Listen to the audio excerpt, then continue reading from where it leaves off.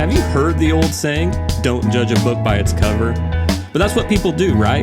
We judge everything by outward appearances. In my experience, a great album cover can make or break the decision on whether I buy an album.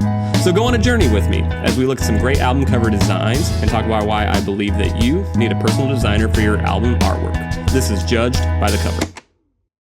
Hey guys, and welcome back to the Judged by the Cover podcast. I'm Josh. I'm Phil. And this is week 2 at Studio 148. And we are continuing our 2-part series, looking at 2 albums that are from completely different decades, but have some similarities. Right. So Back in Black, 1980, and you're the Linkin Park resident expert. When did this come out? So this album right here came out November of 2024, so 2-3 months ago at this point. Yeah, brand new. Brand new. Spanking new.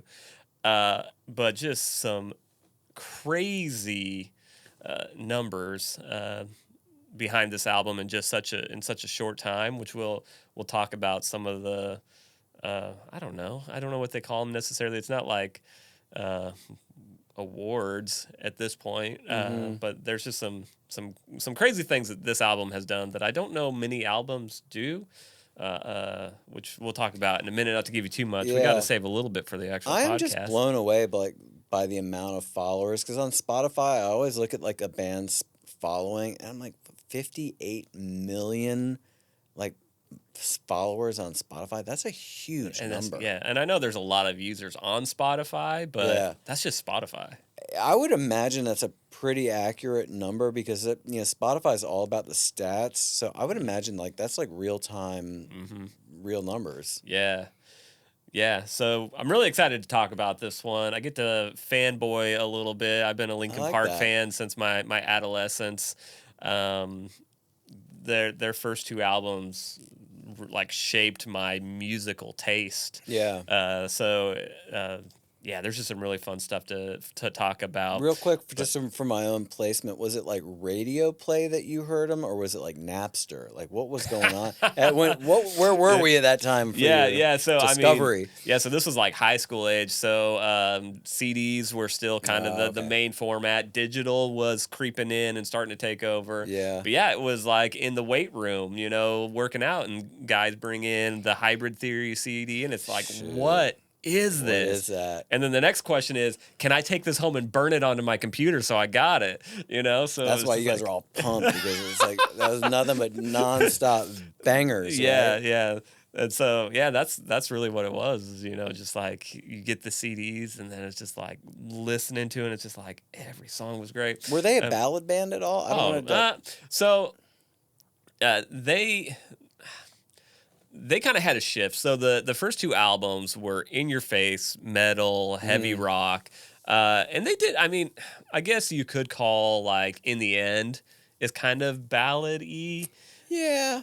That's still a monster track. Still a monster though. track.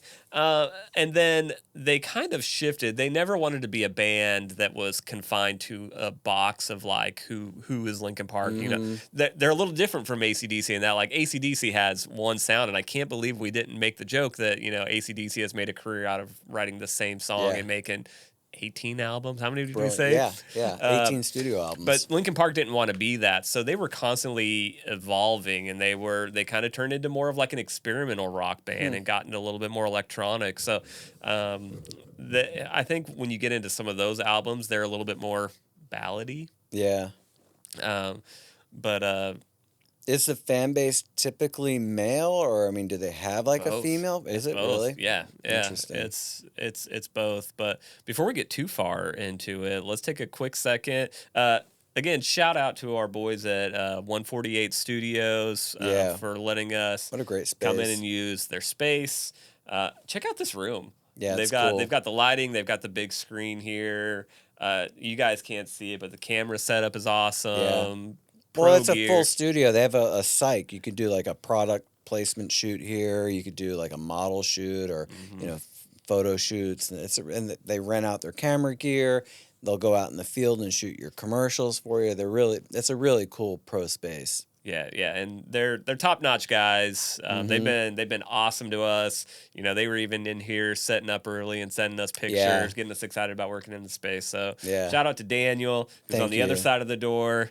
This is a really cool space. So before we jump into the meat of the episode, let's take a minute to thank the sponsors of today's show, and we will be right back to dive into Linkin Park From Zero.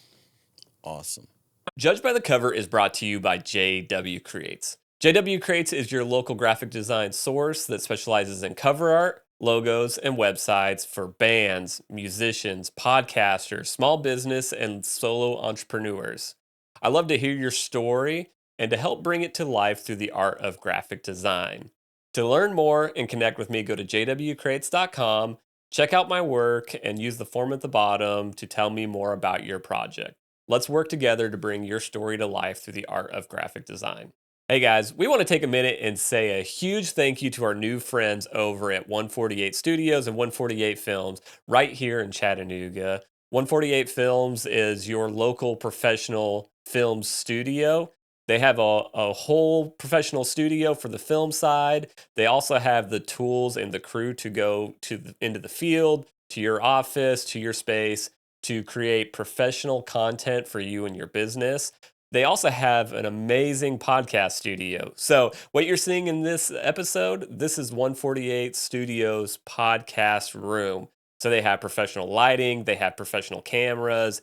Daniel was the man. He took care of us and made sure everything was right. So if you are a local podcaster, if you're a content creator, if you're a business and you're needing help creating content, whether that's video or through podcasts, check out 148films.com or hit them up on Facebook and Instagram. That's by searching 148films. On Instagram, it's 148_films. Check them out. See their amazing work. Go work with them. I promise you it'll be an amazing experience. And let them know that the guys from Judged by the Cover say hey. So Linkin Park From Zero. Like I said at the top of this, like this is something that I got like really giddy about, like when they announced it, which we can talk a little bit about that. But this album is amazing. But I guess to get to this point, we kind of have to talk about the past, right? Yeah. So fun fact, and Linkin Park fans out there will know, but do you know what the one of the ties of this name From Zero? Do you know what this ties back to as far as the band goes? I don't. I mean, it just sounds like they're starting over. So I think that's part of it. I think there's kind of a double meaning to it. But originally, when the band first formed, and I think it was before Chester joined them, they were known as Zero with an X, was the original band name. Okay. So it's kind of a nod to where the band started, but I think the name also From Zero is kind of a starting over. Yeah. So they started out as Zero, and I forget. I watched Linkin Park has one of the best teams around them as far as like documenting everything that they do. Yeah. Which I love, and I don't remember if it was one of those. I haven't necessarily watched a documentary. There's probably a documentary out, but there's so much behind the scenes stuff. And I forgot where I was going. But so they started as Zero, and then they either got introduced to Chester or they sought him out. Anyway, they brought Chester on. That's when they became Linkin Park, and they started the first album, which is Hybrid Theory. And if you know anything about Linkin Park, or if you don't, let me just kind of tell you, they have this like new metal vibe, but they also bring in hip hop elements and electronic elements. Like they have all these elements within it, and they got so much pushback from the label because they didn't get it. They're like, pick one or the other is basically what they were telling them, and they were basically saying get rid of the hip hop. Like, we don't need that. The market doesn't want that. Like, just give us rock is what they were wanting to do. So they fought them. They fought them through that whole first album, and that album blew up. It changed rock music. Across the board. And you couldn't get away from it.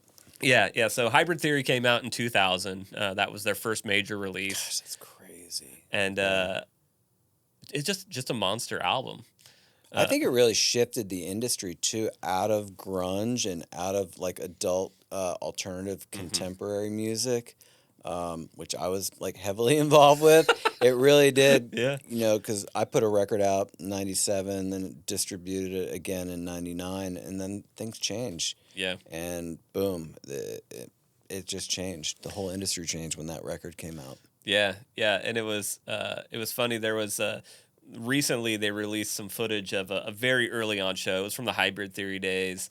They already had a monster contract with a big label, and they were joking because they were still doing their own hair. Like they were making fun of their hair and stuff like that in this show. It's like, Chester has blue spiked hairs. I forget, it was pretty crazy, but they were like, yeah, we had this huge contract and we were still doing crazy stuff with our hair and doing it ourselves. Yeah. And so they, I don't know if humble beginnings is the right way, but the one thing that I love about it, and again, grateful that they have all this content behind, what they do, showing you the behind the scenes. Especially Mike. So Mike Shinoda he does more of the rapping. Chester was more of the singing. Yeah. But Mike Shinoda is like the glue that brings everything together. So when they're in the studio, they don't go into the studio as a band. It's like, Mike's in there with the guitar player and the drum. And it really, I think it kind of starts with what it used to be was Chester and Mike would be in the studio and kind of like riffing through things, and they would all have like demos and stuff like that they were working through, and then they would bring them in. But Mike kind of touches everything. He's one of those like ultimate creatives that probably doesn't get as much respect. This could just be fanboy Josh talking, but and I don't even know if you know who this is, but Kanye, the rapper? A lot of people herald him as like this ultimate creative, like he's uber creative and stuff like that. And I would almost put Mike in that same box. Yeah. He's just the ultimate creative. A lot of artists like Prince did a lot of the tracks on his own. It would be very similar. Lenny Kravitz too. Like Lenny Kravitz album that's called number 5. That's all him. In the studio, and he's got a killer live band. But I think there are certain artists like that want to be the Uber producer, this is, then they have a strong vision. And that is really like what I was just thinking about. You're saying like they hit in 2000 and here we are 25 years later still talking about the band. Yeah. So they're doing something right. Yeah. So not to, get too into the weeds with a lot of it. Their first 2 albums, Hybrid Theory and Meteora, monster albums. It gains them like not just a huge audience here, like a global audience. They have a huge audience in South America, Japan, in Europe. Like they quickly became a global band, and a lot of that was based on their live performance. They put everything into those live performances. One of my favorite things that they put out, they did a live album. It's Live in Dallas, and it was right after Meteora came out. And man, huge festival, huge crowd, and just the way that like they moved that crowd, it's wild. It's one of those like, if I could take myself and place me in that point in time, like that would be wild. Artist, man. True artist. True vision. Yeah. Strong vision. Yeah. They were always a band that they didn't want to be locked into that box. They didn't want to be Hybrid Theory, Meteora, or Linkin Park. So through the years, they did a lot of experimentation and changing. And I will say, I was the fan through a lot of these years from, probably about 2007, 2008 to, I would say recently, I was like, I want the old Linkin Park back. Yeah. Because I didn't get it at the time. I didn't get these albums that they wanted. They wanted outside of the box. They wanted to explore other sounds and stuff like that. Yeah. So they put out about 8 albums with Chester. That's a ton of records. That is a ton of records. In 2017, Chester passed away because of suicide. Allegedly. we could get into the conspiracy talk, but I guess that's the official. And I was just listening to a recent interview with Mike. He was talking about that time point. They just released an album. They were promoting it. They were touring it. And then when that happened, he was like, it just like all of a sudden got taken away from us, you know? So they kind of stopped everything. And they just like AC/DC. Just like AC/DC. They had to figure out like, what are we going to do? Like, can we still be Linkin Park without Chester? Do we continue Linkin Park, or do we hang up our hat and just be glad we had what we did? So they took a while. So this was 2017, I believe, is when that happened. Mm-hmm. And they were just quiet. Mike Shinoda, he is, like I said, he's kind of that constant creative. So he was continuing to make music. He had a project called Fort Minor. It was like more of a rap focused project. Mm-hmm. He also released some stuff under his own name, Mike Shinoda.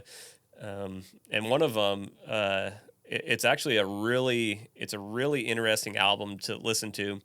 It's called Post Traumatic. It was after the incident with Chester, and it was basically a therapy session for him, like just getting these thoughts and feelings out. But there was just always kind of that itch, like wanted to get back to like Linkin Park. Mm-hmm. And so they tried bringing people in to, do we bring someone in to replace? Do we keep writing music? So they kept writing music, and they would try, and they would, not necessarily, I don't know that they were specifically auditioning people. I think they were just continuing to make music, but nothing quite felt right until they met Emily Armstrong, who is the new lead singer for the band. And Mike said in an interview kind of promoting this album, he said, nothing felt right until I heard Emily on a song. He was like, that was the first time that I could accept that this was a Linkin Park song. That's cool. Because, I mean, just think about it. To have someone that's such a gift as Chester, like that dude's vocal range, like what he could do, like how he could sing and do the screaming and everything. Yeah, it's crazy. How do you replace that, You don't. And so you bring in someone like Emily. Yeah, a new perspective, just a new artist who happens to fit in a perfect new way. Yeah.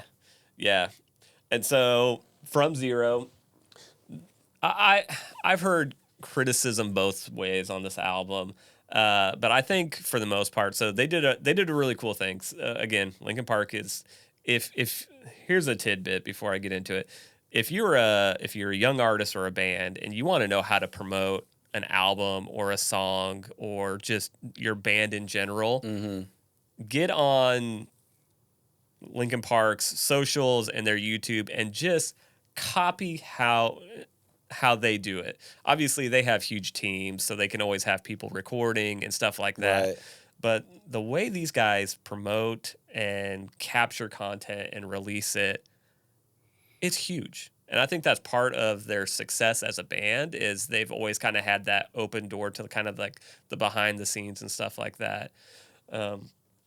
But this album, they kept it like close to the chest. Like no one really knew that this album was coming out. They do have like a fan club that you can be part of. It's Linkin Park Underground. And if you're kind of the highest tier of their group, they got an email saying, we're doing an event in California. We can't even tell you what it is or where it's going to be, but if you're interested, you can sign up. And so people paid tickets. Wow. Not knowing where they're going. They knew they were going to California. It's kind of fun. And even the day of the event, they had people go to a location. They put them on buses and took them to this like rehearsal space. Oh my gosh. And they did a concert. So it was a full concert. They introduced Emily. They introduced new songs, an album, and everything. Wow. In this live event. But it was just wild. And that's awesome. And the people that showed up, they were excited. They're like, I don't know what I'm getting into, but it's Linkin Park. And so they're like, I'm just here and happy that I'm experiencing Linkin Park again.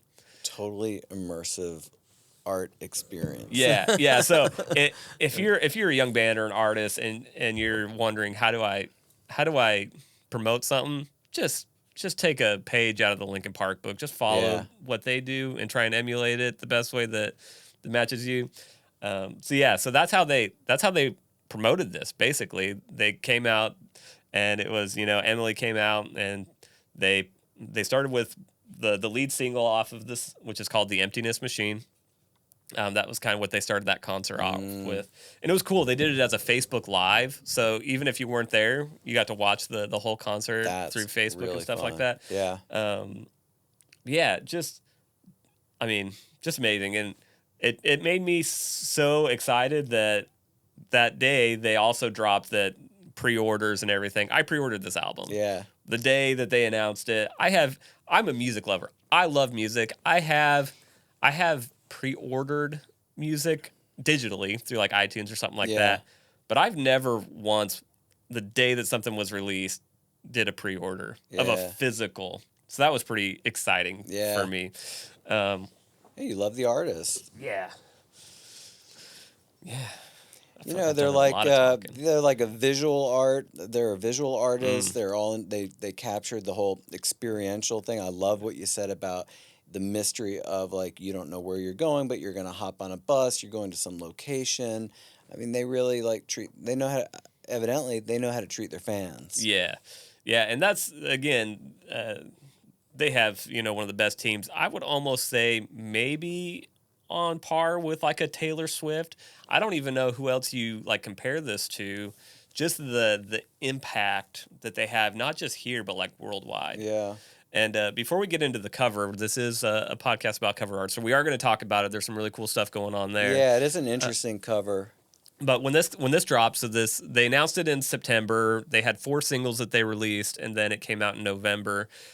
When it came out, came out number 2 in the U.S., and I forgot to look to see who was number 1, but number 2 in the U.S., but it was number 1 in 12 countries. And then the following week, so the week of November 30th, I think it may have been 2 weeks. Regardless, 2 weeks after, this is it's a 10-song CD. There is one. There's an intro. Which is wild. 10 songs. All 10 songs were in the top 10 of the Billboard 100 hard rock chart. 10 songs on one album.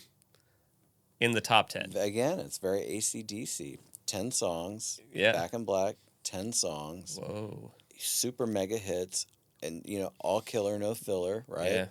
And very similar stories. You're talking about AC/DC like 40 plus years after like their inception, and you're talking about this band 25 years since they. I mean, it's really cool to have what are now like legacy artists. Yeah.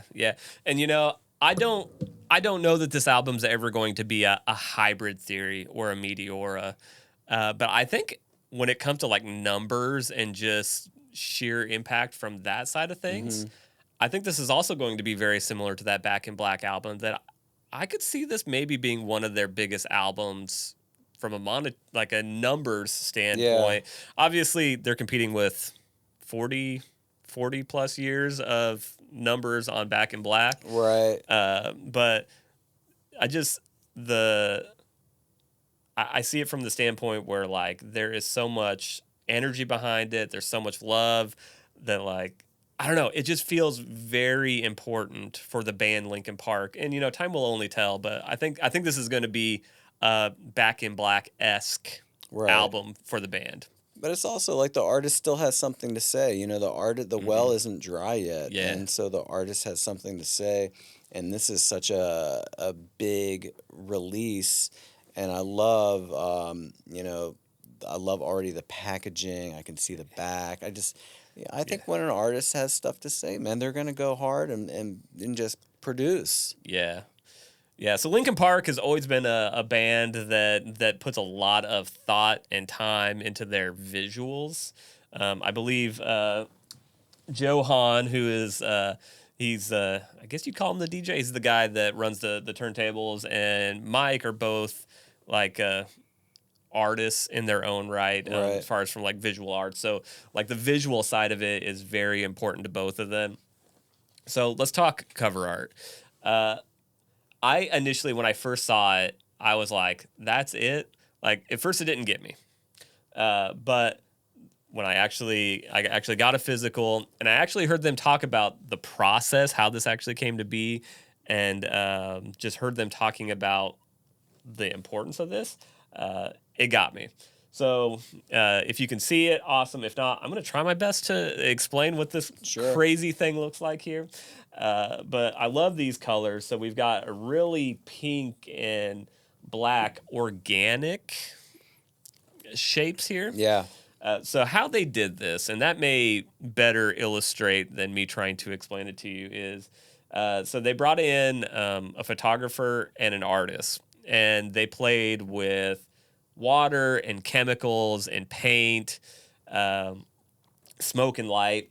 But ultimately, where this imagery comes from, they had like three panes of glass. So they had like paint and water kind of squished between these panes of glass, and they were photographing through it with a hyper focused lens to get these real details and stuff like that. And what I love is just these organic shapes. And Mike said the reason why this image specifically like caught his attention is like this is a like a time capsule. This is a moment in time. You can't recreate this. Yeah. Specifically. Right. You could get a similar effect, but you can't like recreate this. Like they caught this moment in time. So again, I love the colors. It's very bright and bold.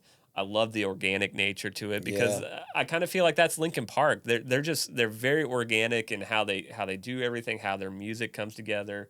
And it seems like a skin. I mean, just you're deep in the band, but me just looking at it as kind of like a little bit of an outsider, it looks like a skin or maybe even a wound or like a a separation. Okay. You're getting to look into a different level. Yeah. Like there's like a tear. I don't know. That's kind of interesting. When you get into like the songs themselves, that perspective right there is actually very interesting because this is a very like introspective record.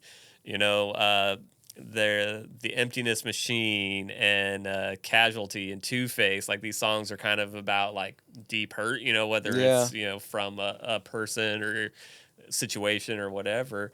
So that's actually kind of interesting. I like that. Just from the outside looking in, and I did listen to this album, and it's I mean, I'm not a big Linkin Park fan, but I'm enjoying it, and I'll go back to it. I went back to it a couple times, but real quick, like so many artists are also visual artists. So many recording artists are visual artists. They've gone to art school. I mean, we're taught it's art. Well, and I think just creatives in general are going to have like that's going to eke out in different forms, right? You're not just like Phil. You're not just a guitar player and a songwriter. Yeah, like you're an actor too. Like that creativity oozes out in lots of different forms. I want to do it all. And so I think as creatives, we all have kind of those different outlets. Look at Ronnie Wood from the Stones. I mean, he paints with oil, and he'll paint the set list every night, and they put the set list up on canvas, and it's art. And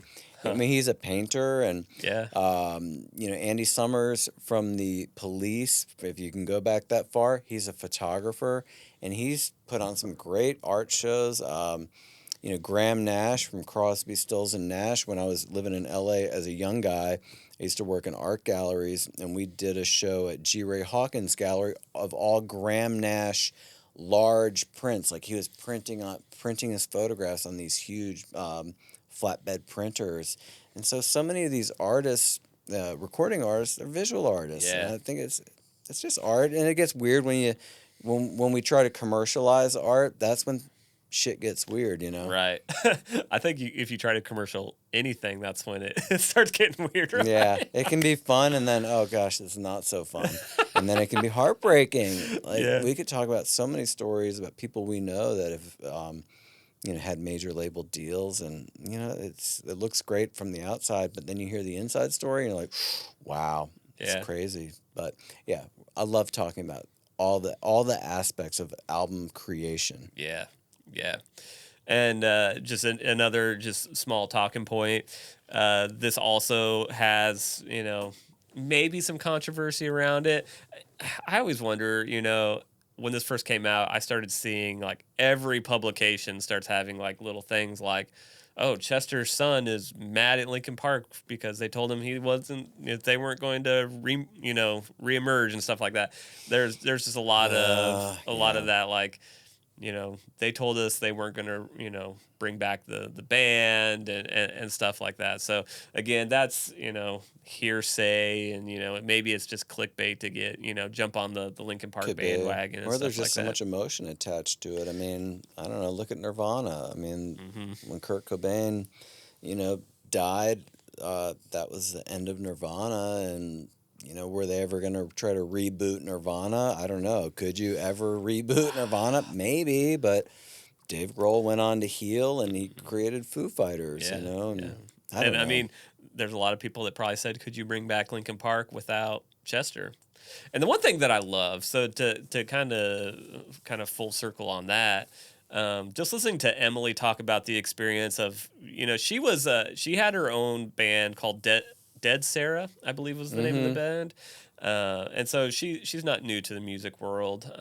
But to jump into a Linkin Park-esque environment, that's a lot. And knowing that she loved these songs, and so she's like, I know how important these songs are to me. Yeah. And she's like, there's, hundreds of thousands of fans out there that have just as, stronger connections to these songs. So I love her vibe, by the way.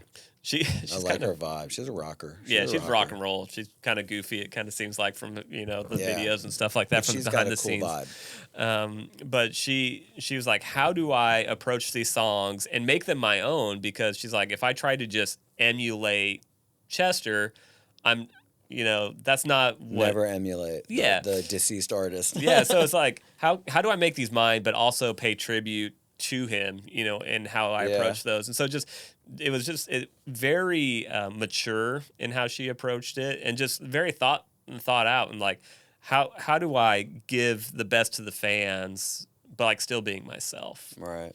And it's really cool that they also just gave her the freedom to do that. And then when it came to the songwriting and stuff like that, like, Mike has a hand in everything, and he does a lot of the writing too. But I mean, I don't know a lot about her past and stuff like that, but from what I know, I do feel like there's a lot of her in these lyrics too. And it's also, how are you serving the song? Like, I think what you were just talking about, it all distills down to the songwriting too. Okay, right. So all these album art is maybe the secondary, but it starts with the creation of the song, and how when you're in the studio, at least from my experience. You have all these options to bring in different sounds or different voices, and you're like, well, how does that serve the song? And is it really benefiting the song, or are you just putting on a bunch of overdubs to decorate a tree excessively? And it's like, I don't know. It's like, how do you serve the song? Yeah, and I think all creativity kind of boils down to having a lot of the same elements. And when it comes to the graphic design side, they say that a design's not perfect, by the more stuff you add to it. It's how much can you take away from it, and it still either have the same story or the same life, or bring the same message. So I think it's the same with music. Like, you could throw all this production and junk on it, but like, how much can you take away with it and still have the core of what it is? And also, I think part of the process too is an ongoing process. Is how do the fans react to the final product? Yeah. I think overall, from what I hear when I talk to people that like Linkin Park, that I think it's overall positive. And really, this album has everything you want from a Linkin Park album. It's got the riffs, like, you want the riffs. You want that hip-hop rock, kind of vibe to it. It's got the electronic elements and just a range of vocals and stuff like that. She definitely doesn't have the range that Chester did, but I love the energy she brings to the band. Like, big energy, huge. It's Linkin Park. Yeah. Obviously, do I miss Chester and love Linkin Park with Chester? heck yeah. Yeah. Never going to say that I don't, but as a creative myself and just knowing like when you still have that itch and you want it to come out, for them to be able to continue on and put it on an album. And I was just telling Phil during the break that there are some songs that are still on my playlist, but I went through this album front to back, and it's one of those albums, I think it's about 30 minutes long, give or take, but when you hit the end of it, it's like, oh, it's over? Yeah. And I can't tell you how many times that this album was just on repeat because of that fact, where it's just like, I want to keep listening to it. So front to back, fantastic album. There's only one song that I would maybe say I could take or leave. But just overall, it's everything you want in a Linkin Park album. And honestly, the last 2 songs on the album are the best songs. Oh, wow. Okay. So that's I Give You Everything I Have and Good Things Go. Probably the 2 best songs on the album. That first one it's just straight up Linkin Park energy, screaming, everything, Yeah. And then the second one's just a very introspective song. I love it. And obviously they're on tour this year. Yeah. So they are currently on tour. I'm going to see them in August in Nashville. Love it. I'm pretty stoked about that. Yeah. On tour right now. Their stage setup, again, if you even just kind of remotely like Linkin Park, go to their YouTube page and just go through their documentation of like this whole process for this album and their tour and stuff like that. Check out the stage design. Stage design is amazing. They were talking about it. I think they call it in the round. Yeah. So like you're floating in the middle. Yep. And you have the space all around it for kind of the floor. Oh, that's cool. It's amazing. It's cool stage setup. Again, their visuals and stuff like that are top notch. They're a huge band. Huge band. And what's really cool, and this may be, a cool place to kind of start wrapping it up.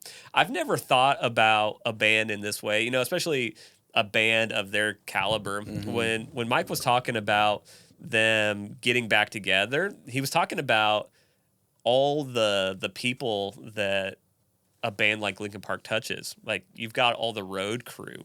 And some of their road crew has been with them since the first album, the first tour. That's wild. And all the people at the record label and stuff like that. Yeah. Like, there's a lot of people who, don't have a job if Linkin Park's not touring. You know what I mean? Yeah. And so it's really cool to hear him talk about, like, he's like, it's like a family reunion. It was like, getting to bring back these people into our lives to experience this thing together again.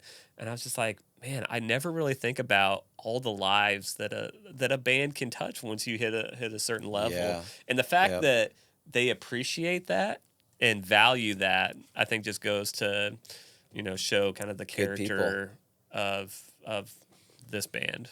It's theater too, so much of it, it's like when you think about the staging, and like even Mick Jagger gets like intimately involved in the stage design and the lighting. I mean, I think, and that's why the Stones have been around for 100 years. Forever. Which I think is great. And especially, like as I get older, sometimes you think, like I remember being in a band in New York City and, going to the different labels. And I had one label, I think I was like 24 years old.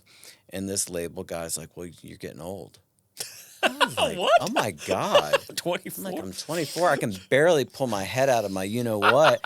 And now I'm my brain's not even formed. Yeah, because they do want that young, and I get it. They want young people. But it's like, and then at the age I'm at, it's like, then I don't care. I'm still an artist. And if I was the well was dry, I wouldn't be doing like my project that I'm doing with you right now. You know, like putting out stuff from the vault that's never been released. I don't know, man. It's like you're never too old. Never too old. To do a reboot. Yeah. To renew, rejuvenate, and reproduce. Yeah.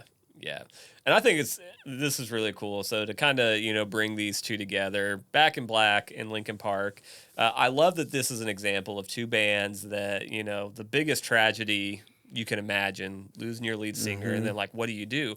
And I know that there are other bands where it's probably happened and failed, but this is kind of a shining, example of being able to kind of regroup, continue to pursue that dream, and just to see, kind of where the band went from there, for both of them, I think is hopefully inspiring to somebody. Yeah, like sometimes the show must go on, and not just because it must, but because you want the show to go on. Yeah. And I think part of like the whole healing process for them is to continue to make music with their people and their crew and their fans. And I love that, especially, I could probably say this for both of them. It was very organic. Like, it doesn't feel like it was forced. Like, we have to. It was, no, let's get back to the music. Let's get back to the first love and like what works. And they both kind of struck gold with where they landed. You're again, they're artists, and I think we forget that when it becomes a commodity. You're like, right. I expect it to be like this, and if I'm a diehard fan from 2000, it doesn't match up to what I expect. It's like, wait a minute. Yeah. In a way, it's like you're going to an art show. Yeah. And you might not like every piece, but then you might stop in front of one piece and you're like, oh gosh, it hits you. It affects you, And if you get the opportunity to like hear from the artist and they say, well, this is why we did that. And then you go, oh my gosh. Yeah. Yeah.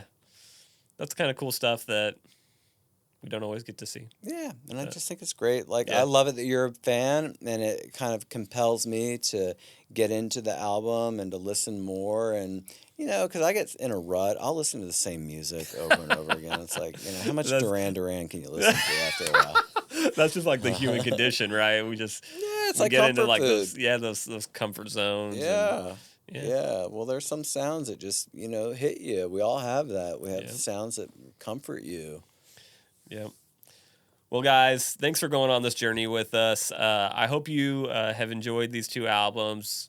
If you haven't listened to them in a while, or if you just haven't listened to them all, check them out. Go to the show. Yeah. Yeah, if you can. AC/DC's on tour. AC/DC is on tour right now. They're on tour, dude. Man, I can't believe that. That's so crazy. Yeah, I think they're in Europe for most of it. I think they're coming to the States for a hot minute. I think there's a stop in Nashville, and I'm like... Oh, gosh, you and I might have to go. We might have to go. I'm going to smaller shows. Like, I'm going to, like, a lot. I'm going to, like, club shows now, which I love, like, regional. My wife and I'll go out, and, like, next week I'm going to go see Peter Buck. He's a guitar player from REM. I'm a big REM fan, but he's playing with another artist, and it's just like, what a great opportunity. $20 ticket, like that's my vibe right now. Yeah, going to the small shows, and I think that's an interesting topic that we may have to touch base on. Is like these big shows versus like these smaller shows, like the differences and emerging artists. I was all into Logan Crosby, his 2019 album. He's great, and I love going out and you get to meet the artist. Yeah, and you get to like meet their parents sometimes, working the merch table like I mentioned. And then you get to support them and you feel like you're part of it when you buy like a coffee mug or a t-shirt. I don't know, that's cool, man. Yeah. Well, before we get too deep down a rabbit hole, thank you guys for checking this out. If you have likes, comments, whatever, hit us up. That's info@jwcrates.com. You can send me an email. You can also hit like and subscribe and do all the fun stuff. Please, that would be awesome. That way you always know when these things come up.